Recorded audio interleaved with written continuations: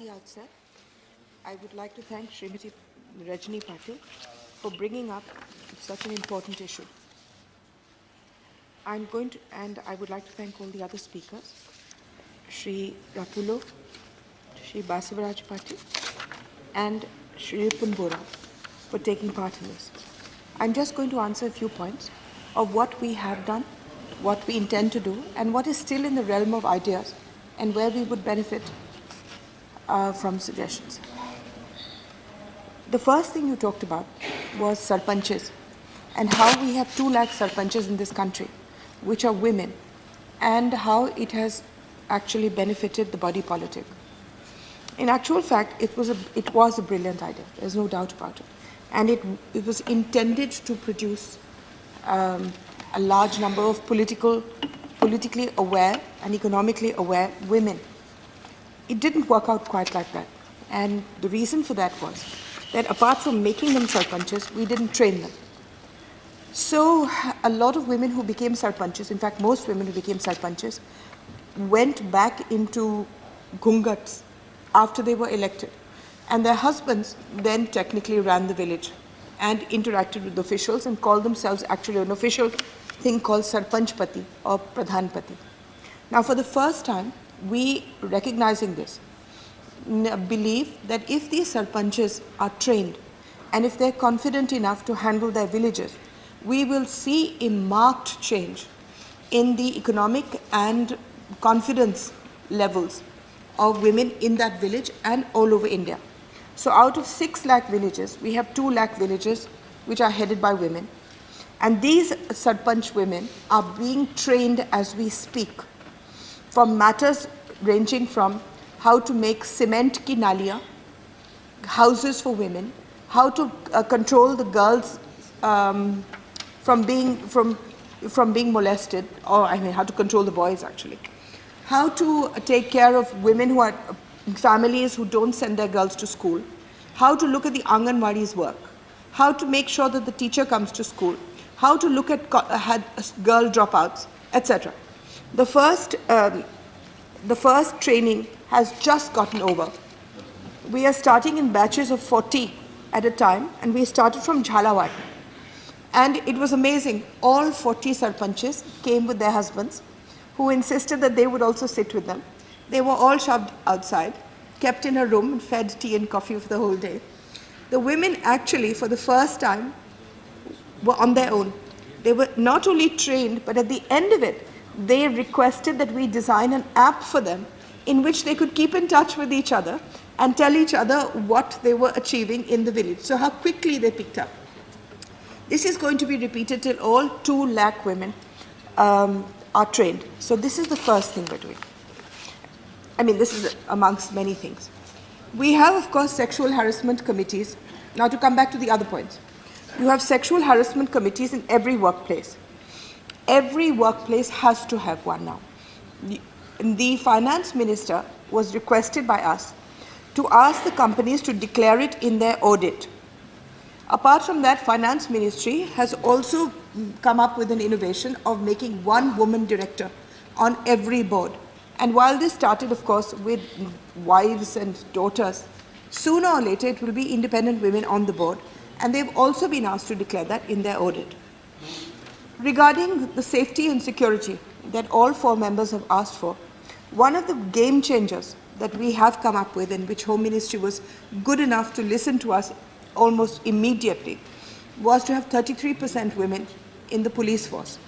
Now, I think all the UTs and 7 states have 33% women.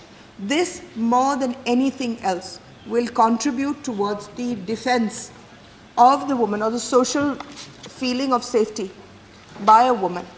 Added to this is what we call the panic button, which will on 1st January 2017 be put into action, which is that every cell phone in India has a button which can be pressed should the woman be in danger or feel herself in danger at any time. Between the police sensitization and increase of women there, and the panic button, and many other things that we have come up with, including the one-stop centers. We were allowed 36 in the first year. We may have made 14. All 14 are doing extremely well, if being full is called doing extremely well. They have taken care of a large number of women's problems, everybody who's come there, from being stalked to being raped. We are now, this year, going to make 150, 5 per state, and if these go well, before our term is up, I hope to make 660. And then, of course, next time, whoever comes here should make them even more close and numerous, so that women have this place to go to. But it has an immediate effect. When we put up one in Raipur, the first one in Raipur, it has an immediate effect in stemming more common forms of sexual molestation, stalking, rape, because men then begin to feel that the woman has somewhere to go, she's got a free lawyer, free police help, everything is catered to her well-being. Once we can get more of these on the ground everywhere, why have we not been faster? Because the states are taking their time to give us land. We just need 300 square yards. And we have asked again and again and again, and as soon as we get each one, within 2 months, you have the center. So this is several things that are being done. You asked about, all 4 brought up about female feticide. Female feticide exists, yes, and there is a divide down the middle of India into west and east. The east, which is poorer, has a large number of children and doesn't really care about quality as much as quantity. Quality, of course, but doesn't care so much about whether they're girls or boys. Has a large number. The West, which it seems to be considering itself upwardly mobile, is having less and less children, often confining themselves to 2, but wanting exactly what they want, which is either 2 boys, or a girl and a boy, or a boy and a girl, whichever. So this is where we discovered that female feticide was more prevalent. So we started a program called Beti Bachao, and we took the 100 worst districts, and we put 1 crore per district, and we put down a set of simple things to do. We made the DM the head of it. 1, that there would be institutionalized delivery of girls. Not girls, institutional delivery of babies. 2, that there would be a Gudda Guddi board in every village which says this many boys and this many girls, so every villager could see it. And the 3rd was we involved NGOs, we involved even things like grandmothers, who often decide whether the child will be born or not. So we involved people who would give us reports, informers. We had vans running with films and music. We dominated the radio. The end result has been enormously valuable. When we were starting the program, thought that Haryana, which had 830, would at the maximum go up in 1 year to 840, 850 if we were lucky. After we put in so much intensive work into all 100 districts. What Haryana did by itself, and it was the worst case study in the whole of India, went up in 1 year from 830 to 907, which is in itself a miracle and shows you how willing India is to be changed, provided it's done sensibly. Now we have added 61 more districts, and hopefully we will achieve this miracle in them. We have, in these 149 districts, went way beyond our thought, but all of them, the one in last place was J&K, but even J&K increased and improved. So we're very pleased with that. Then you talked about making laws to help women in property. I think Haryana and some other states have got a law in which if you put the land in the woman's name, then you get a certain amount of tax benefits in the land. So that's a good idea. You talked about widows. I'm happy to tell you that we are building India's largest and first huge widows' home in Vrindavan. I went there the other day just to put the neve, and it should be ready by the end of the year. It's for 1,000 widows. And it won't be just homes where they live with dignity in one place. They will also get things to do, ways to earn money. They get to keep their own gaushala. They get to do their own gardening and vegetables. It will be an entire community. And if that does well, we'll make another. But it will be very positive for them. You talked about sexual offenders and a national register for them. You may have read Kiran Rijiju's reply in Parliament, where he talked a few days ago about the Home Ministry establishing for the first time in India a national register for offenders, for criminal offenders of different types, of which one will be a sexual offender. We are, apart from the in the women's safety, we've also started the Women's Helpline, 181. It's functioning in 11 states, and the WCD has sanctioned funds to all states to do this, and this has come out of the Nirbhaya funds. Then 19 more, I just told you, one-stop centers will be ready in another few months, and 150 by the end of the year. Then one of the things you talked about, Mr. Bora talked about, was how difficult it is for widows and other people to get certification after their husbands die. And it's true that for some strange reason, when somebody died, his heir, his wife or her husband, was not mentioned on the death certificate. And this made it almost impossible for widows to claim pension benefits or anything else. This is one of the first things we did when this government came to power, was to ask the registrar to make it compulsory for all death certificates to mention the partner's name, so that it becomes easy. And this has been done. I talked about, now we come to women's empowerment. What we have done is several things. I have a bank. It's called the Rashtriya Mahila Kosh. Before I came, it wasn't doing at all well. All it did was, very strangely, was lend money at 6% to NGOs, and they then lent money ahead at 12%. And then they all ran away with the money. So nobody ever returned it. And then we put lawyers who cost us even more money to try and retrieve it. And then we put people on top of those lawyers to make sure that the lawyers attended. The whole thing was a complete mess. Now it's sorted out. And it's an active, functioning bank for women, which has other schemes in it. It has training schemes for women. It has something called, the first time any government has ever done anything, it's called an E-Mahila Hut. The E-Mahila Hut, if you look up on your computers, is a place where any woman producing anything anywhere in India can put her things free on this hut. We charge no money. She gives her address, and the buyer gets in touch directly with the seller. So far, we already have a couple of lakh women on it who are selling, buying, and we have received expressions of interest from Flipkart, Amazon, who would like to take us on and partner with us on it. So hopefully, in another couple of months, this will be an active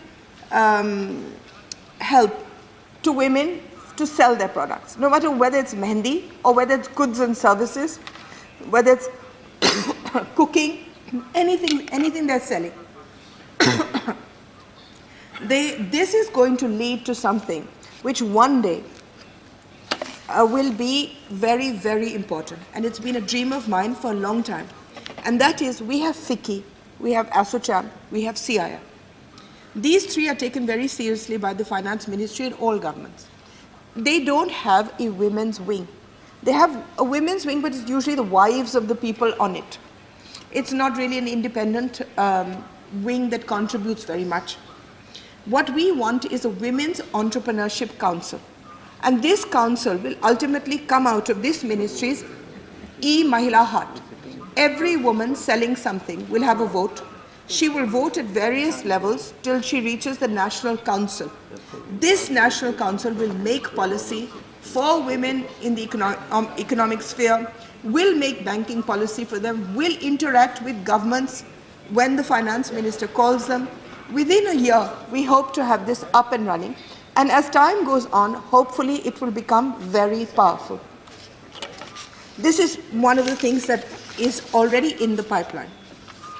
We have, now I'm going to again switch between, because I've just made notes at random. The gender, in order for equality to become more of a household, thought, we have got in every class, we have proposed, and it's been agreed on, it's just going to start now, is a gender champion from the 5th standard up. Any child that behaves well towards the opposite sex and protects them, looks after them, shows courtesy to them, will get a prize in each class for being a gender champion. If we can make little boys proud of being nice to girls, then we might be able to change the future for them. We also have something very significant, which is the Mahila Police Volunteer. We've been allowed to do this by the Home Ministry. Every village will have one girl above the age of 21 who will act as a police volunteer, volunteer. She will be trained, she will be chosen by the local SP, and she will then have to look after her village to see that children get to school, there's no molestation, there's no husbands beating their wives, there's no dowry, things that happen in villages which often don't come to our notice. Very good. So this Mahila Police Volunteer is already on its way. Madhya Pradesh has an excellent program called the Shaadi Other, and that has got 10 people in each village, both men and women. And in fact, it's taken so seriously that on Republic Day, Madhya Pradesh actually has a contingent of Shaadi Other being paraded. We have, the MHA has made... This lady, this is a system like the sheriff in the US it started. Yeah, so some good name can you suggest, so that it will be a nice name. Suggestion. Think. Anybody gives me a suggestion, I'm happy to take it. The Nirbhaya Fund is actively working. It's, the panic button will come through it. The one-stop centers are coming through it. The MHA has made victim compensation funds through it. Regarding, I think, I can now go back to, you already know about the POCSO Act, which safeguards the interests of the child at every stage of the judicial process by incorporating child-friendly mechanisms for reporting, recording of evidence, investigation, speedy trial of offences through special courts.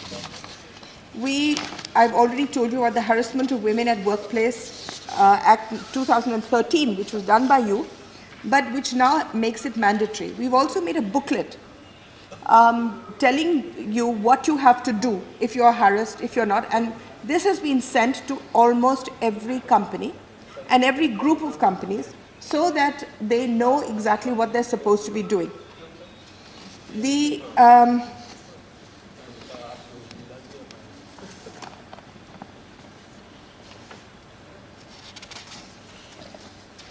I actually said all of these things, but we have a lot of schemes for welfare coming up. Swadhar and short stay homes for relief and rehabilitation to destitute women, working women's hostels, support to training and employment, which is we have a program called STEP, in which I will pay money, or my ministry will pay money, to anybody who can train 200 women at a time in new innovative things which are job-based. I've talked to you about the National Mission for Empowerment of Women, which has been set up to strengthen the overall process. We have a creche scheme for children of working mothers. We have a scheme for the Women Helpline, as I told you. We have a Sabla scheme for the holistic development of adolescent girls. We have so many. But the point is that everything that you've said in the economic area, in the political area, in the defense area. Can I just see one? Sure. Now, this panic button that is going to be put on the telephones, what is the physical backup that this has? Now, when I press the panic button, what is the fastest reaction time I'm going to get and how? Okay, good question. it will go to the police station. And hopefully the police will flat-foot it immediately. But there is another app that I'm trying to add to it, which will make it even better. The panic button will be mandatory, and it will be on every phone, and all the previous phones will have to be retrofitted as well. But there is one app which interests me greatly, which is we'll have to buy, because it's been made privately. It is that in the same panic button, when it goes, till the police come along, it alerts the 10 people closest to you. Now hopefully one out of those will be civic-minded and will come and help you. So I want to make that attachment to this. And if the panic button won't bear it, then we'll put the separate app, which we will buy and give free. As this is known in public about the panic button, the molester can take the phone and throw it. True. So you will need to activate GPS. I have a plan in mind. I'll discuss it with you. It will be GPS activated. And where the phone is at the nearest point. Yeah. After that, to the point where the woman is taken away, is still a question mark. But I have a suggestion which I'll discuss with you later. Okay. Just to put that into action. It's something I've been... Because we're still at the stage where we can ask them to refine. Yeah. See, the other danger for it is, just talking off the top of my head, is that a child gets hold of it, keeps pressing that button, and so you have a wolf syndrome coming in. Hopefully that won't happen, because once women realize that it's for their own good, they won't allow it to be misused. But if the other app can get 10 people around it to take action, then it would help. Then,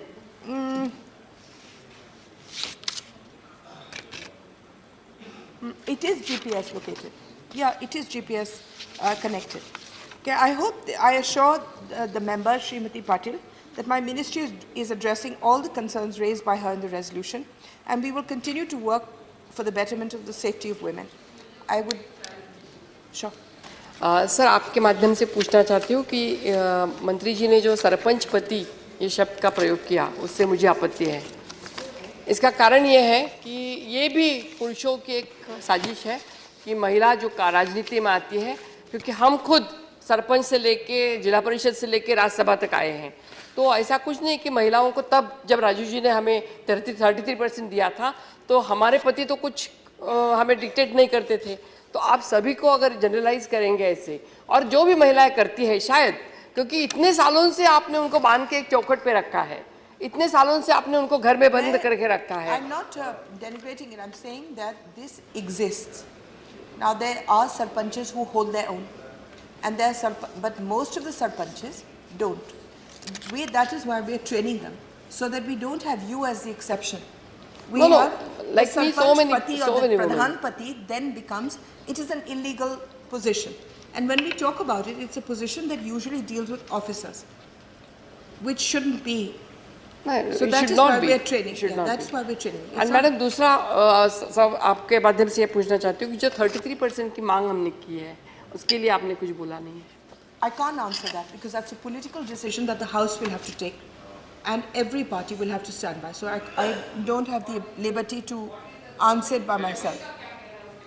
हम चाहते। I don't have a comment on it either. So since we are going to be.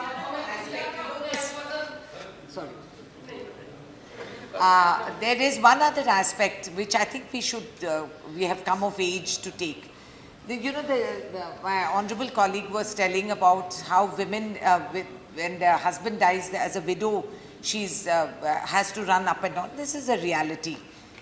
Now, why should any woman be dependent on her status as married or unmarried or single or separated to get any benefit for a sustainable livelihood? So she's a citizen.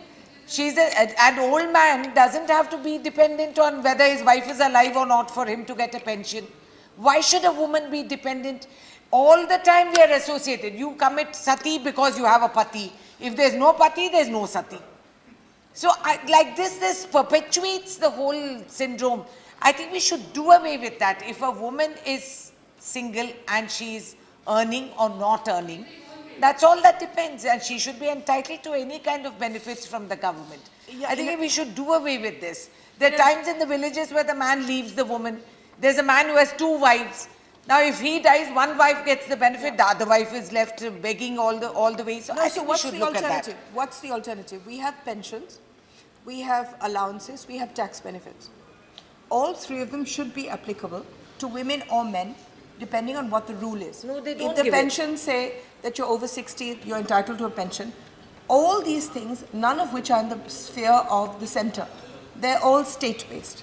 Now, for instance, in Uttar Pradesh, they announced with great dhoom dhamake widow's pension. Now, that widow's pension was 150 rupees a month, given every 6 months, which is really not enough for her to live. On top of that, it was often misused, stolen by local postmen. She never actually ever got it. Now it's been withdrawn completely, so there are no pensions.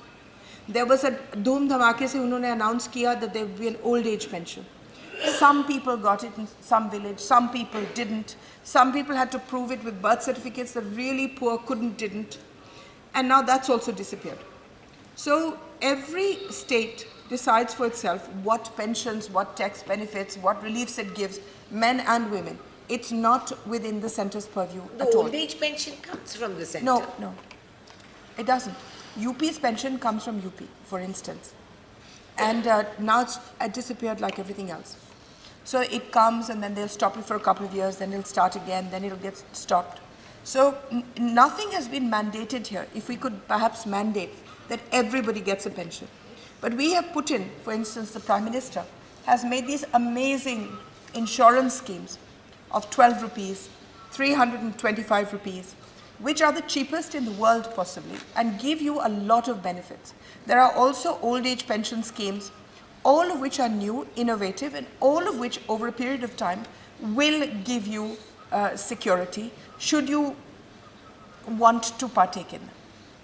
That I think will go a long way, and perhaps we should have a discussion one day on just schemes for women, or just insurance schemes and old age schemes for women. I would request you to withdraw your bill, since we are trying our very best to look after your concerns.